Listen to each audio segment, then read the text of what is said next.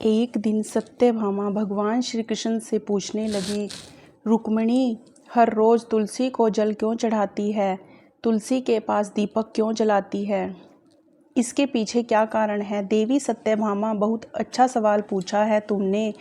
सभी पेड़ और पौधों में तुलसी श्रेष्ठ मानी जाती है और तुलसी मुझे भी सबसे अधिक प्रिय है। अब मैं तुम्हें एक कथा सुनाता हूँ कि तुलसी पर जल चढ़ाने और तुलसी के पास दीपक जलाने का क्या महत्व है। जो भी स्त्री इस कथा को ध्यान से सुनती है वह हमेशा सौभाग्यशाली रहती है। उसके घर में सुख समृद्धि आती है और गरीबी दूर हो जाती है। एक समय की बात है, श्याम नाम का एक वैश्य था जिसके पास धन, सुख संपत्ति सब कुछ था, लेकिन एक चीज़ की कमी थी और वह थी संतान। संतान न होने से वैश्य और उसकी पत्नी हमेशा उदास रहते थे। हमारे पास धन संपत्ति किसी चीज़ की कमी नहीं है, पर मन को सुकून तभी मिलेगा जब हमारी संतान होगी। हाँ, हम कितनी भी दौलत जमा कर ले, लेकिन संतान के बिना हमारा जीवन अधूरा है। मैंने सारे उपाय किए, दान पुण्य किए, वैद्य को बुलाया, पर कोई परिणाम न मिला।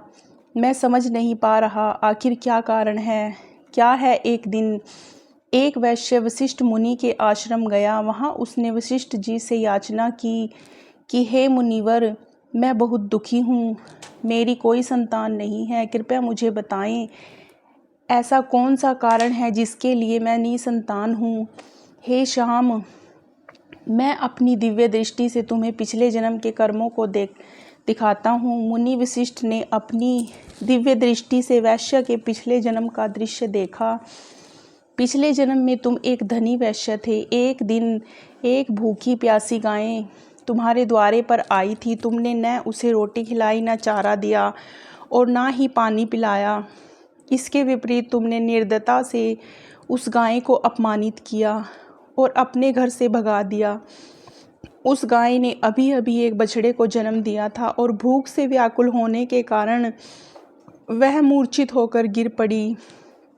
अपने बछड़े को दूध नहीं पिला सकी। इसी क्रूरता के कारण गाय ने तुम्हें श्राप दिया। उस गाय ने मुझे श्राप दिया। इसका मतलब है इस जीवन में संतान न होने का कारण वही श्राप है। हाँ, तुम्हारी वर्तमान स्थिति इसी श्राप के कारण है।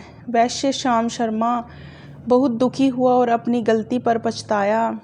हे मुनिवर, मैं इस पाप से कैसे मुक्ति पा सकता हूँ? क्या कोई उपाय है? तुम्हें पुत्र यज्ञ करना होगा। यज्ञ संपन्न करने के बाद ब्राह्मणों को गाय का दान करने से तुम्हें संतान प्राप्ति होगी और पाप से मुक्ति मिलेगी। मुनिवर, आपका धन्यवाद। मैं शीघ्रता से पुत्र यज्ञ करूँगा और इस पाप से मुक्ति पाऊँगा। श्याम शर्मा घर लौटा और सब कुछ विस्तार से सुनाया। अब हमें संतान की प्राप्ति होगी। हाँ, वशिष्ठ जी ने बताया कि यज्ञ के फल स्वरूप हमें न प्राप्ति होगी, लेकिन एक शर्त थी कि हमारा पुत्र केवल 18 वर्ष का होगा। केवल 18 वर्ष, यह कितनी छोटी आयु है। हाँ, पर हमें इस पाप से मुक्ति भी मिल जाएगी और कम से कम हमारा वंश तो आगे बढ़ेगा। श्याम शर्मा और उसकी पत्नी ने पुत्र यज्ञ का आयोजन किया। उन्होंने कई ऋषि मुनियों और ब्राह्मणों को आमंत्रित किया और विधि पूर्वक यज्ञ संपन्न किया। तभी अग्निदेव प्रकट हुए। हे अग्निदेव, मेरे पुत्र यज्ञ को सफल करो, मुझे संतान का वरदान दे। हे श्याम शर्मा, तुम्हारा यज्ञ सफल हुआ, तुम्हें संतान प्राप्ति होगी, परंतु ध्यान रहे वह केवल 18 वर्ष तक ही जीवित रहेगा।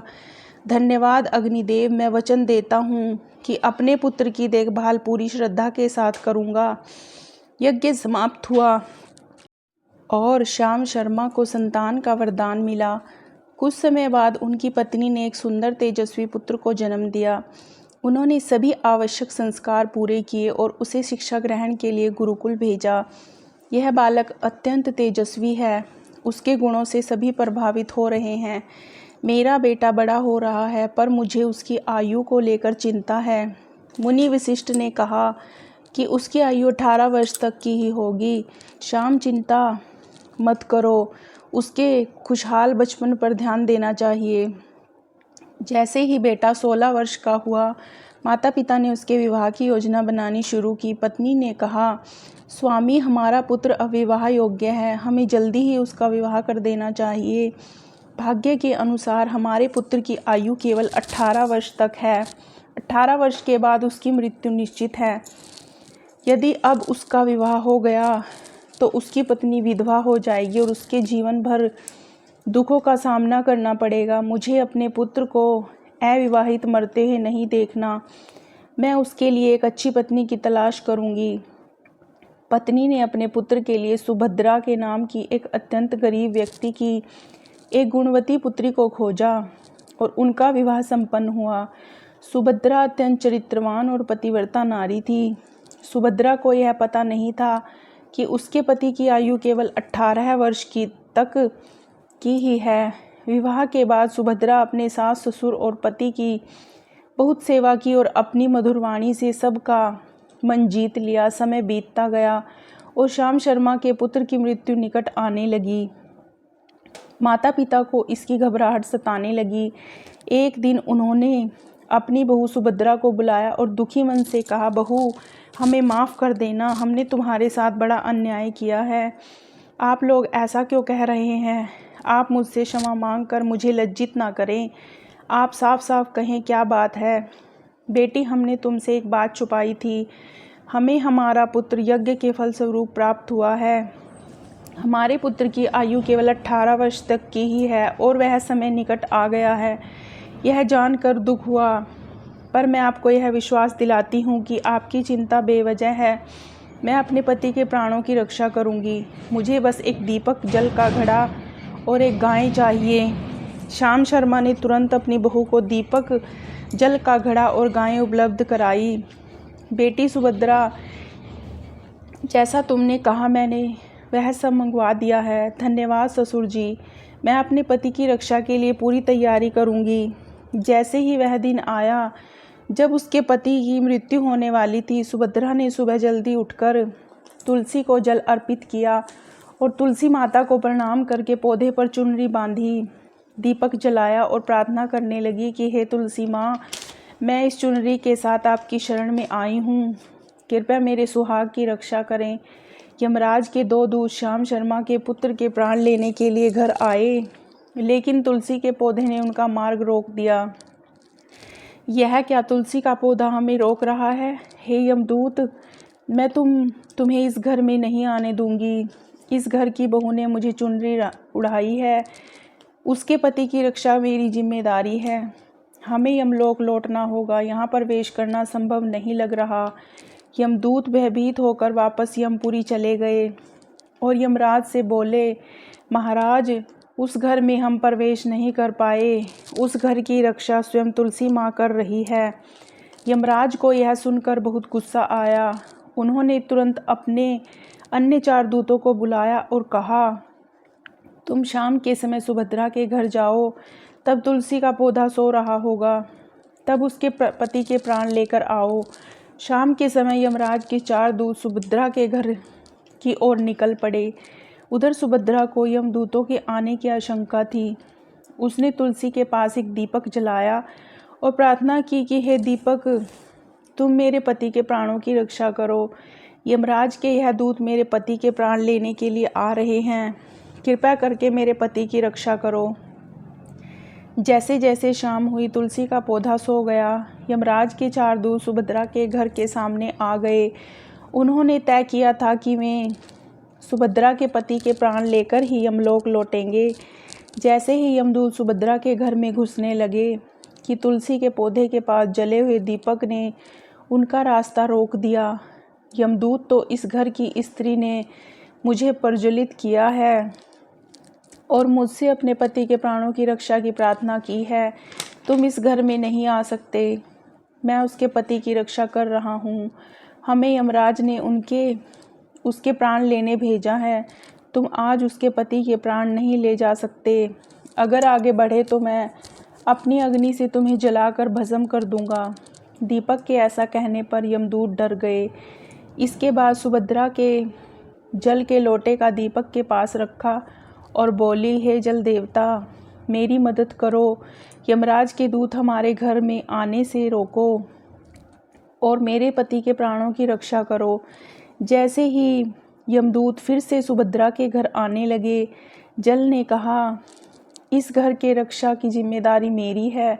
अगर तुमने इस घर में आने की कोशिश की तो सोच लेना मैं तुम्हें नरक की आग को अपने जल से बुझा दूंगा, फिर तुम्हारा नरक लोक डगमगा जाएगा। यमदूतों ने जल के लोटे की चेतावनी सुनकर भयभीत होकर वापस लौटने का निर्णय लिया। लौटकर यमदूतों ने यमराज से सारी बात कही कि किस तरह अग्नि और जल ने उनका मार्ग रोक रखा है। यह सुनकर यमराज को गुस्सा आ गया। उन्होंने फिर से 8 अन्य बलिष्ठ यमदूतों को कहा, तुम सब जाओ और जैसे भी हो सुभद्रा के पति को लेकर आओ। इस बार सुभद्रा ने अपने घर के सामने गाय को बांध दिया और गाय माता से प्रार्थना करके बोली, हे गौ माता, यमदूत मेरे पति के प्राण हरने आएंगे। मैं आपकी शरण में आई हूँ, जैसी भी हो मेरे सुहाग की रक्षा करो। गौ माता सुभद्रा, तुम बेफिक्र रहो, मेरे रहते यमदूत इस घर में प्रवेश नहीं कर सकते। तुम्हारे सुहाग की रक्षा मैं जरूर करूँगी। जब 8 यमदूत आए तो गाय ने उनका रास्ता रोक दिया और बोली, मेरे रहते तुम लोग इस घर में प्रवेश नहीं कर सकते। अगर कोशिश भी की तो तुम्हें श्राप दे दूंगी। देखो, तुम जिद मत करो। यमराज ने जैसे ही सुभद्रा के पति के प्राण लाने का आदेश दिया, अपना काम करके ही जाएंगे। ऐसा करने से पहले तुम्हें मेरे प्राण लेने होंगे, और अगर तुमने ऐसा किया तो तुम 8 यमदूतों को गौ हत्या का पाप लग जाएगा। जानते हो ना, इस महापाप को कोई प्रायश्चित नहीं है। गाय की बात सुनकर 8 यमदूत पूरी तरह से घबरा गए। उन्हें अच्छे से मालूम था कि गाय के श्राप से मुक्ति नहीं होती, और कोई भी गाय को मारकर गौ हत्या का पाप अपने सिर पर लेना तैयार नहीं था। हमें यमलोक लौटना होगा। हम इस गाय के रहते इस घर में प्रवेश नहीं कर सकते। 8 यमदूत डर कर यमलोक पहुँचे और यमराज को सब बताया। आज उसके पति के मृत्यु का दिन है, अब मुझे ही कुछ करना पड़ेगा। यमराज अपने भैंस पर सवार होकर सुभद्रा के घर के पास पहुंच गया। यमराज को अपने द्वार पर खड़ा देखकर सुभद्रा डर गई और यमराज को प्रणाम करके उनकी स्तुति गाने लगी। हे धर्मराज, आप ही प्राणियों के पाप और पुण्य का लेखा रखते हैं। आप न्याय के देवता धर्मराज, और मैं धर्म का पालन करने वाली एक पतिव्रता नारी हूँ। कृपया मेरे पति के प्राणों की रक्षा करें। हे धर्मराज, मेरा आपको 7 बार प्रणाम। सुभद्रा की स्तुति बार बार सुनकर यमराज बहुत प्रसन्न हुए और अचानक से उनके मुंह से निकला, सदा सुहागन रहो। फिर यमराज सुभद्रा के पति के प्राण लेने के लिए जाने लगे। तब सुभद्रा ने यमराज को फिर से प्रणाम करते हुए कहा, हे यमराज, आपने अभी मुझे अपने मुख से सदा सुहागन रहने का आशीर्वाद दिया है, फिर आप मेरे पति के प्राण कैसे हर सकते हैं? ऐसा करने से तो आपका वचन ही मिथ्या साबित हो जाएगा। यह सुनकर यमराज रुक गए और बोले, हे सुभद्रा, तुमने आज मृत्यु को भी पराजित कर दिया है। मैं तुम्हें वर देता हूँ, तुम्हारा पति अब 100 वर्षों तक जीवित रहेगा। तुम्हारी श्रद्धा और पतिव्रता धर्म ने मुझे प्रसन्न किया है। यमराज ने वरदान देते हुए कहा, आज से जो भी स्त्री अपने घर के सामने तुलसी का पौधा लगाकर रोज शाम को उसके पास दीपक जलाएगी, और जिसके घर के सामने गाय बंधी होगी और जल का लोटा रखेगी, उसके घर में मेरे दूत कभी प्रवेश नहीं करेंगे। इतना कहकर यमराज अंतर्ध्यान हो गए। भगवान श्री कृष्ण ने कहा, इसी प्रकार पतिव्रता धर्म का पालन करके जो कोई स्त्री अपने घर के सामने तुलसी का पौधा लगाती है, उसके पास नित्य दीपक जलाती है, घर के सामने जल का लोटा रखती है, जिसके घर के सामने गाय बंधी होती है, उसके घर में मृत्यु प्रवेश नहीं करती, कभी दुख और दरिद्रता नहीं आती, ऐसे घर में कभी शोक का वास नहीं होता। जय हो तुलसी।